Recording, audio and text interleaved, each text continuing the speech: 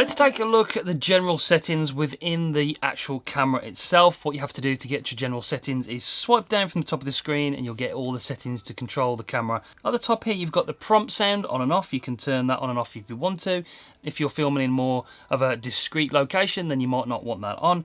And then at the top here you've also got the blinker. Sometimes if you're in dark situations you don't want this LED light flashing, you can turn that on and off as well. We've got quick capture, which allows you to press record when the camera is off and it will just start recording immediately. That's on all the time. That's one of my favorite features. We've got voice control and voice commands. There's various different commands you can do with this camera. You can tell it to start recording, stop recording, or from just using the voice commands on here as well.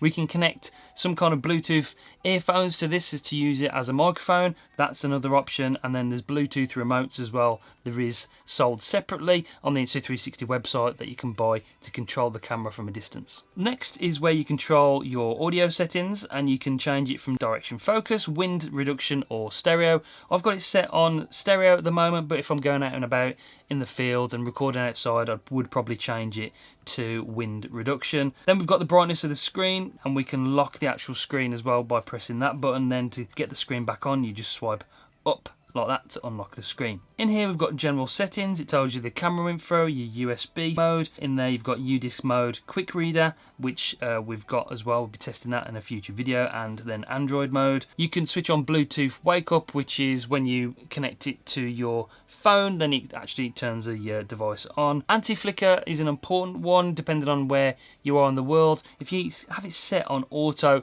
it generally picks up the flicker and works really well, but if you're in the UK you want that set on 50 Hz. If you're in somewhere like the US you want that set on 60 Hz. That stops you from getting the flicker in the lights in indoor situations. Video sharpness, I'd recommend having this on low or medium. An over sharpened image does look very action camera-y, so if you have it on medium and low you get sort of a nicer cinematic feel to your footage. That's what I'd fully recommend you changing that to. And then if you've got an external microphone, that you can buy the microphone adapter via the USB-C here to plug into this as well. We'll touch on that. We've got another video totally on my vlogging setup with this, because this camera with the Rode Wireless Go 2 is fantastic. You can change the gain of the external mic in this menu as well. Auto sleep feature and auto power off is a couple of settings I'd recommend you changing when you first get your brand new camera. I don't like my screen to turn off or the camera to turn off unless I tell it to,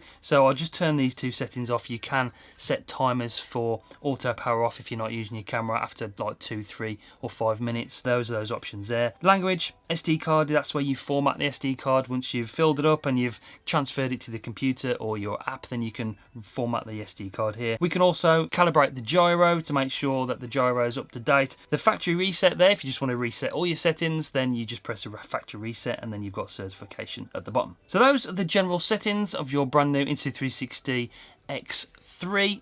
Fairly straightforward, but very customizable within that menu.